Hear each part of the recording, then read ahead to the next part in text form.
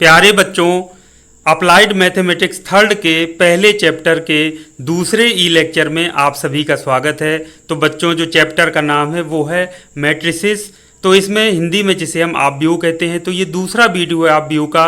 पहले वीडियो में आपने देखा था कि ऑब्व्यू होता क्या है, उसकी परिभाषा, उसका व्यापक रूप और जो उसका ऑर्डर ऑफ मैट्रिक्स होता है, यानी ऑब्व्यू का क्रम होता है, जिसको हम m बाई एन से प्रदर्शित करते हैं। m बाई एन या m गुणे n से प्रदर्शित करते हैं। m पंक्तियों की संख्या और n आपकी होती है स्तंभों या कॉलम की संख्या। तो m बाई एन से प्रदर्शित करते हैं और यही कहलाता है आपका ऑब्व्यू का ऑर्डर, यानी कि इसका क्रम, ऑब्व्यू का क्रम। अब आज हम बात करेंगे ऑब्व्यू के प्रकार के। तो इसको अच्छे से समझना जरूरी है, पेपर में कई बार पूछ लिया जाता है।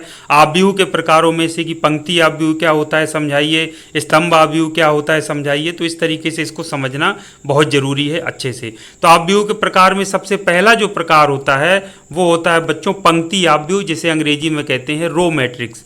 तो नाम से ही पता चल रहा है पंक्ति ऑब्व्यू का मतलब इसमें सिर्फ एक पंक्ति होती है, इसमें और कॉलम जो होते हैं वो कई सारे हो सकते हैं। तो वह है ऑब्व्यू जिसमें केवल एक ही पंक्ति हो, पंक्ति ऑब्व्यू कहलाता है। तो इसका क्रम जो होगा बच्चों, जब पंक्ति एक होती है तो m बराबर 1 हो गया, तो m की जगह 1 रख दिया गुणे n, तो 1 गुणे n होगा इसका जो आपका क्रम।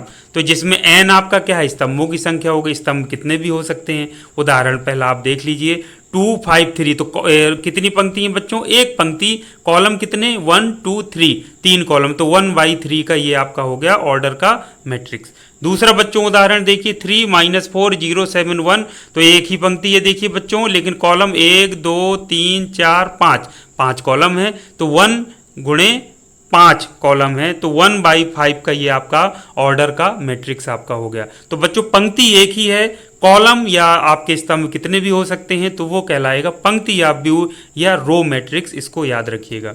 अब बच्चों दूसरा बात कर लेते हैं, बिल्कुल आसान है, उसी की तरह के स्तंभ ऑब्व्यू। स्तंभ ऑब्व्यू को अंग्रेजी में कहेंगे कॉलम मैट्रिक्स। तो नाम से ही पता चल रहा है स्तंभ ऑब्व्यू का मतलब सिर्फ इसमें एक स्तंभ होता है और जो पंक्तियां हैं वो कितनी भी हो सकती हैं। तो वह है ऑब्व्यू जिसमें केवल एक स्तंभ हो, स्तंभ ऑब्व्यू कहलाता है। तो इसका क्रम बच्चों क्या होगा, पंक्तियां कितनी भी हो सकती हैं। तो m हमने लिख दिया, m 1 2 3 4 कुछ भी हो सकता है, और गुणे 1, कॉलम एक ही होता है तो गुणे मल्टीप्लाई में हमने 1 लिख दिया। तो m/1 का ये इसका क्या होगा, इस बच्चों मैट्रिक्स का ऑर्डर होगा या जो इसका क्रम होगा। तो ये m/1 इसका क्रम होगा, m पंक्तियों की संख्या। तो जैसे उदाहरण पहला देखिए 3 0 2। तो बच्चों कितनी पंक्तियां हैं, 1 2 3 पंक्तियां। तो 3 इंटू कॉलम कितने बच्चों, एक कॉलम। ये देखिए तो 3 × 1 का ये क्या हो गया बच्चों, कॉलम मैट्रिक्स या स्तंभ ऑब्व्यू आपका हो गया। दूसरा बच्चों उदाहरण देख लीजिए, देखिए इसमें कितनी पंक्तियां, 1 2 3 4 5 पंक्तियां। तो 5 इंटू कॉलम बच्चों एक है, देखिए ये तो 5 × 1 यानी 5/1 का ये क्रम का या ऑर्डर का आपका मैट्रिक्स है। तो बच्चों स्तंभ इसमें एक ही है, इसलिए इसको कहेंगे स्तंभ ऑब्व्यू या कॉलम मैट्रिक्स। अगला है बच्चों शून्य ऑब्व्यू। शून्य ऑब्व्यू इसको अंग्रेजी में हम कहते हैं जीरो और नल मैट्रिक्स। ठीक है बच्चों, तो नाम से पता चल रहा है वह ऑब्व्यू जिसका प्रत्येक अवयव शून्य हो, शून्य ऑब्व्यू कहलाता है। तो इसे शून्य ऑब्व्यू जो होता है बच्चों, इसे अंग्रेजी के बड़ा जो ओ होता है ना, उससे हम व्यक्त करते हैं। या बड़े आकार का जो शून्य होता है, जिसको हम इसको शून्य कह लीजिए, चाहे बड़े आकार का हो, तो बड़े आकार के शून्य से, क्योंकि ये शून्य ऑब्व्यू है, इसके सारे जो अवयव हैं वो शून्य होते हैं, तो बड़े शून्य से या बड़े ओ से इसको हम व्यक्त कर सकते हैं। तो एक बड़ा शून्य जैसे ये है, मान लीजिए 0 0, देखिए 2/2 का, 2 पंक्तियां हैं, 1 2 और 2 कॉलम है, तो 2/2 का ये मैट्रिक्स है, लेकिन इसके सभी अवयव शून्य हैं, तो इसको हम किससे, बड़े शून्य से प्रदर्शित कर रहे हैं। दूसरा आपका देखिए इसमें 1 2 3 पंक्तियां हैं बच्चों, कॉलम कितने हैं, 1 2 3 4 कॉलम है, तो 3/4 का ये आपका मैट्रिक्स है, लेकिन इसके सभी अवयव शून्य हैं, तो इसको हम इसको बड़े शून्य से, इसको बड़े आकार के शून्य से प्रदर्शित कर रहे हैं। तो इसको ये आपका शून्य मैट्रिक्स है, जिसे हम अंग्रेजी में कहेंगे जीरो या नल मैट्रिक्स है बच्चों। अगर आप बच्चों हैं वर्ग ऑब्व्यू, जिसे हम अंग्रेजी में कहते हैं स्क्वायर मैट्रिक्स। ठीक है बच्चों, तो इसको आप समझ लीजिए, नाम से ही वर्ग मतलब होता है जिसमें पंक्तियों की संख्या और कॉलम या स्तंभों की संख्या बराबर हो। पंक्तियों की संख्या यदि स्तंभों की संख्या के बराबर है तो वो वर्ग ऑब्व्यू या स्क्वायर मैट्रिक्स कहलाएगा। तो इसकी परिभाषा बिल्कुल बच्चों आपको याद रख लेना है। आव्यूह ऐसा आव्यूह जिसमें पंक्तियों एवं स्तंभों की संख्या समान हो वर्ग आव्यूह या स्क्वायर मैट्रिक्स कहलाता है। जैसे पहला एग्जाम्पल देखिए 1 - 2 यानी पहली पंक्ति, दूसरी पंक्ति में लिखा है 3 4 5, तो ये एक दो पंक्तियां बच्चों और दो कॉलम, एक दो तो 2 × 2 का यानी दो पंक्तियां दो कॉलम, तो ये बच्चों क्या होगा वर्ग आव्यूह। दूसरा आप उदाहरण देखिए बच्चों, इसमें 1 2 3 पंक्तियां हैं और देखिए 3 स्तंभ है 1 2 3, तो 3 × 3 का देखिए ये बच्चों मैट्रिक्स है ऑर्डर का, तो ये बच्चों कहलाएगा वर्ग आव्यूह क्योंकि इसमें पंक्तियों की संख्या स्तंभों की संख्या के बराबर है। इसी तरीके से एक व्यापक रूप में भी हम इसको दिखा सकते हैं। इसमें क्या है n/n, देखिए जितने स्तंभों की संख्या उतने आपकी पंक्तियों की संख्या, तो इस तरीके से भी हम इसको दिखा सकते हैं। इसमें बच्चों अब हम बात करेंगे वर्ग आव्यूह में एक जो बड़ी महत्वपूर्ण बात तभी आपको आगे का समझ में आएगा, जिसे हम कहते हैं मुख्य विकर्ण। तो वो मुख्य विकर्ण क्या होता है इसको जरा समझ लेते हैं। तो बच्चों ये आपसे बताया था कि हम जो अवयव हैं उसको ए से प्रदर्शित करते हैं और वो अवयव किस पंक्ति और किस कॉलम का है उसको दर्शाने के लिए सब स्क्रिप्ट में आई और जे से प्रदर्शित करते हैं। तो बच्चों जैसे अवयव ए लिख दिया, अब ये किस पंक्ति का है तो आई लिख दिया, और जे यानी जिस पंक्ति का है और जिस स्तंभ का है वहां पे AIG से प्रदर्शित करते हैं। तो बच्चों विकर्ण जो होंगे आपका जिसकी जो भी अवयव की मतलब पंक्तियों और जो स्तंभ है उसमें आई और जे यदि समान है, जैसे A11 देखिए पंक्ति पहली स्तंभ पहला, इसी तरीके से मान ली A22 है तो पहले दूसरी पंक्ति दूसरा कॉलम, तो ये जो अवयव होते हैं उसके जो विकर्ण होता है वो मुख्य विकर्ण कहलाता है। ठीक है बच्चों, तो यानी यह दूसरे शब्दों में कहें कि जो मुख्य विकर्ण के सभी अवयव होते हैं वो क्या होते हैं, उनमें आई और जे क्या होता है समान होता है। ये देखिए यानी सब स्क्रिप्ट क्या होता है, अवयवों के दोनों जो सब स्क्रिप्ट होते हैं वो समान होते हैं, आई जो होगा वही जे होगा। तो इसमें बच्चों ध्यान पूर्वक देखिए जरा मुख्य विकर्णों को समझने का प्रयास करते हैं। इसमें जैसे बच्चों एक विकर्ण आपका ये भी हो सकता है, ये देखिए ये वाला ये वाला हम देखें, ये वाला थोड़ा मैं बना दे तो एक देखिए ये, ठीक है बच्चों ये भी विकर्ण है 3 1, लेकिन इसका जो -2 आप देखिए कितना है, ए किस पंक्ति में पहली पंक्ति में है और ये दूसरे कॉलम में है तो A12 है, तो ये मुख्य विकर्ण तो नहीं हुआ। इसी तरह से ये 3 जो अवयव है ये है आपका ए दूसरी पंक्ति और पहले आपके कॉलम में है, तो ये बच्चों ये अलग अलग हैं आई और जे, इसलिए ये मुख्य विकर्ण नहीं हुआ। लेकिन अब आप देखिए इस वाले विकर्ण को हम देखिए ध्यान से, जिसमें 1 और 5 है, इसको ध्यान से देखिए 1 और 5 है, तो 1 जो अवयव है देखिए पहली पंक्ति का है और पहले कॉलम का है तो 1 1 हो गया। ये वाला 5 देखिए आपका ए दूसरे पंक्ति का है, देखिए दूसरी पंक्ति में है और दूसरे कॉलम में है तो A22 है। तो यानी ये जो वाला जिसमें A11 A22 है ये जो विकर्ण है ये आपका मुख्य विकर्ण है, तो ये बच्चों कहलाता है मुख्य विकर्ण। इसी तरह से इसमें आप देखेंगे तो मुख्य विकर्ण आपका ये वाला होगा। ठीक है बच्चों, तो स्क्वायर मैट्रिक्स में यानी वर्ग जो आपका आव्यूह है उसी में ये निकाला जाता है, मुख्य विकर्ण होता है। इसी तरह से आप व्यापक फॉर्म चाहे जितने बाई जितने का 5/5 6/6 4/4 का ये आप अभी 3/3 का देख रहे हैं तो उसमें मुख्य विकर्ण होता है, और मुख्य विकर्ण के जो सब स्क्रिप्ट होते हैं उसमें आई और जे दोनों समान होते हैं, इसको ध्यान रखिएगा। अब देखिए आ गया विकर्ण आव्यूह। तो अब आप देखिए यहाँ पर जो विकर्ण आव्यूह क्या होता है, इसको अंग्रेजी में कहते हैं डायगोनल मैट्रिक्स। तो वह वर्ग आव्यूह, देखिए वर्ग आव्यूह होता है जिसमें मुख्य विकर्ण के अवयवों के अतिरिक्त से सभी अवयव शून्य हो, विकर्ण आव्यूह कहलाता है, अर्थात AIJ = 0। तो ये अब आप ध्यान से देख लीजिए कि इसमें मुख्य विकर्ण के अलावा सभी अवयव जो होते हैं वो शून्य होते हैं, तो उसको कहते हैं विकर्ण आव्यूह।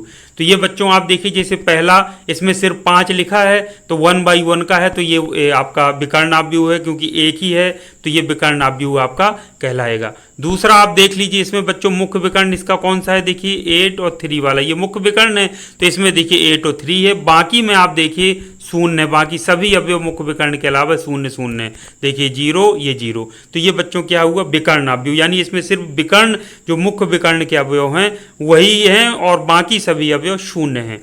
इसी तरह से तीसरे वाले का उदाहरण आप देख सकते हैं, इसमें देखिए मुख्य विकर्ण ये 4 5 और 8 जो लिखे हैं अवयव हैं, बाकी सभी ऊपर नीचे शून्य हैं। 3/3 का ये मैट्रिक्स है ऑर्डर का। तो ये बच्चों इस तरीके से आप कह सकते हैं कि वह वर्ग आव्यूह जिसमें मुख्य विकर्ण के अवयवों के अतिरिक्त शेष सभी अवयव शून्य हो, विकर्ण आव्यूह कहलाता है। अगला है अदिश आव्यूह यानी कि स्केलर मैट्रिक्स। तो बच्चों वह विकर्ण आव्यूह, ये भी विकर्ण आव्यूह होता है, बस ये होता है मुख्य विकर्ण के सभी अवयव समान हो, मतलब मुख्य विकर्ण में जो अवयव लिखे थे, अभी जो हमने विकर्ण अवयव कहा था वो अलग अलग हो सकते हैं अवयव, 1 2 हो सकता है, 5 हो सकता है, 3 हो सकता है, 4 हो सकता है, लेकिन इसमें अगर सभी अवयव समान है तो वो आदेश अवयव कहलाएगा, यानी कि स्केलर मैट्रिक्स कहलाएगा। जैसे पहला उदाहरण देखिए, इसमें मुख्य विकर्ण में देखिए 5 ऊपर लिखा है, नीचे भी 5 यहाँ पर है, तो यानी देखिए मुख्य विकर्ण के अलावा सभी अवयव शून्य है तो विकर्ण अवयव है। लेकिन विकर्ण अवयव के साथ साथ में क्योंकि दोनों अवयव इसके समान है, 5 ऊपर है 5 नीचे भी, तो ये कहलाएगा आदेश अवयव।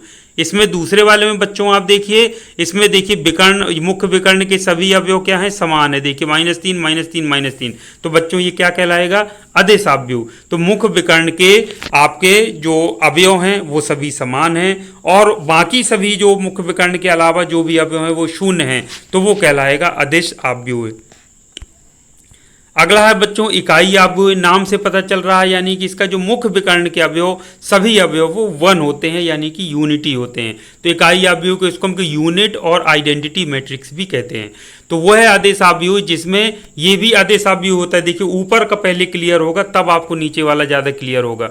तो वह है आदेश अवयव जिसमें मुख्य विकर्ण के सभी अवयव इकाई यानी एक हों। इकाई अवयव या यूनिट मैट्रिक्स या आइडेंटिटी मैट्रिक्स कहलाता है। तो आइडेंटिटी मैट्रिक्स को आई ले लेते हैं, तो कैपिटल आई से निरूपित हम करते हैं। तो इसको जैसे पहला उदाहरण देखिए, तो वही है आपका स्केलर मैट्रिक्स, जैसे आपका था आदेश अवयव, तो उसमें देखिए उसमें समान थे, लेकिन इसमें समान के साथ साथ मतलब 1 ही होता है। तो मुख्य विकर्ण देखिए इसमें आपको ऊपर 1 नीचे 1, तो मुख्य विकर्ण 1 1 है, तो ये कहलाएगा इकाई अवयव। इसमें देखिए 3/3 का मैट्रिक्स है, इसमें आप देखिए मुख्य विकर्ण में 1 1 1 तीनों जगह 1 है, तो इसका मतलब क्या है, ये इकाई अवयव है, यूनिट और आइडेंटिटी मैट्रिक्स। तो बच्चों आप समझ गए होंगे, नाम से ही पता चलता है, शब्द में जाइए इकाई अवयव मतलब यूनिट मैट्रिक्स, यानी उसमें मुख्य विकर्ण के सभी अवयव क्या हैं, यूनिट यानी इकाई है, यानी 1 है, तो वो कहलाएगा आपका इकाई अवयव। अगला है बच्चों बहुत महत्वपूर्ण 8वां है आपका त्रिभुजाकार अवयव। त्रिभुजाकार अवयव में भी बच्चों 2 होते हैं, एक ऊपरी त्रिभुजाकार अवयव जिसे अंग्रेजी में कहते हैं अपर ट्राइंगुलर मैट्रिक्स, और दूसरा होता है निचला या निम्न त्रिभुजाकार अवयव जिसे कहते हैं लोअर ट्राइंगुलर मैट्रिक्स। तो पहले हम ऊपरी त्रिभुजाकार अवयव को हम समझ लेते हैं।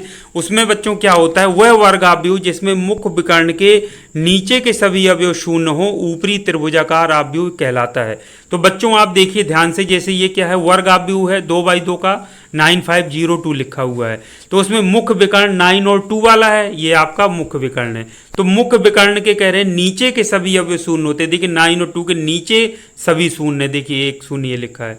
तो एक तरह से हम दूसरे तरह एक तरीका मैं और बताता हूं, आप मुख्य विकर्ण से होते हुए एक त्रिभुज बना लीजिए, तो देखिए त्रिभुज ये इस तरह से बनेगा बच्चों। तो ये त्रिभुज देखिए ऊपर बन रहा है, तो ये कहलाता है ऊपरी त्रिभुजाकार अवयव, क्योंकि त्रिभुज ऊपर बन रहा है। दूसरा देखिए उदाहरण आप देख लीजिए बच्चों, इसमें मुख्य विकर्ण आपका 1 4 3 यहाँ से ये है, इसके नीचे के सभी अवयव देखिए बच्चों शून्य है, और त्रिभुज कहाँ बनेगा, ऊपर ये बना लिया यहाँ से होते हुए, और एक ये देखिए त्रिभुज बना। तो ऊपर त्रिभुज बन रहा है, तो ये ऊपरी त्रिभुजाकार अवयव होगा, या दूसरे शब्दों में कहें जिसमें मुख्य विकर्ण के नीचे के सभी अवयव शून्य हो, ये मुख्य विकर्ण है, उसके नीचे के सभी अवयव शून्य, तो ऊपरी त्रिभुजाकार अवयव कहलाता है। तो कंफ्यूजन ना हो, ध्यान रखिएगा, ऊपरी त्रिभुजाकार अवयव नाम में लिखा, यानी त्रिभुज ऊपर बनता है और नीचे के मुख्य विकर्ण के नीचे के सभी अवयव शून्य होते हैं। इस बात को दिमाग में जरूर रखिएगा। यदि त्रिभुज बना के इसे आप देख लेंगे तो उससे समझ में आ जाएगा, ऊपरी और जो निम्न त्रिभुजाकार अवयव है उसमें आपको कंफ्यूजन नहीं होगा। दूसरा है आपका निम्न त्रिभुजाकार अवयव यानी लोअर ट्राइंगुलर मैट्रिक्स। तो वह वर्ग अवयव जिसमें मुख्य विकर्ण के ऊपर के सभी अवयव शून्य हो, निम्न त्रिभुजाकार अवयव कहलाता है। जस्ट उल्टा हो जाता है, तो देखिए मुख्य विकर्ण बच्चों ये है, इसमें ऊपर के सभी अवयव शून्य होते हैं, देखिए शून्य, तो त्रिभुज कहाँ बनता है, नीचे, नाम में ही लिखा है निम्न त्रिभुजाकार अवयव, यानी त्रिभुज बनेगा वो नीचे बनेगा, ये देखिए त्रिभुज बनेगा। ये देखिए दूसरे वाले में बच्चों देख लीजिए, मुख्य विकर्ण आपका ये है, तो निम्न त्रिभुजाकार अवयव है, तो त्रिभुज आपका नीचे बनेगा, और ऊपर के सभी अवयव, मुख्य विकर्ण के ऊपर के सभी अवयव क्या होंगे, शून्य होंगे, वो कहलाएगा निम्न त्रिभुजाकार अवयव या लोअर ट्राइंगुलर मैट्रिक्स। तो बच्चों ये था आज का टाइप्स ऑफ मैट्रिक्स या मैट्रिक्स या आव्यूहों के प्रकार। अब इसी क्रम में हम आगे बढ़ते चलेंगे धीरे धीरे करके। उम्मीद करता हूं आपको वीडियो समझ में आया होगा। ये बच्चों आव्यूह के प्रकार समझना बहुत जरूरी है, क्योंकि आगे जो भी प्रॉपर्टीज होंगी, जोड़ घटाना गुणा भाग जो भी होगा, या जो आपसे कुछ भी पूछा जाता है तो आप इसको कर सकें, इसको कॉपी में जरूर लिख करके एक बार प्रैक्टिस कर लीजिएगा, तो कॉन्सेप्ट आपको अच्छे से क्लियर हो जाएगा। तो बच्चों इसी क्रम में हम कंटिन्यू अपने लेक्चर जारी रखेंगे और धीरे धीरे करके अच्छे से समझते हुए बात को कॉन्सेप्ट क्लियर करते हुए आगे बढ़ते जाएंगे, और फिर पूरी प्रॉपर्टीज को सब कॉन्सेप्ट समझने के बाद हम न्यूमेरिकल साथ में सॉल्व करते जाएंगे। तो बच्चों आज के लिए थैंक यू वेरी मच। आप सभी का दिन शुभ हो।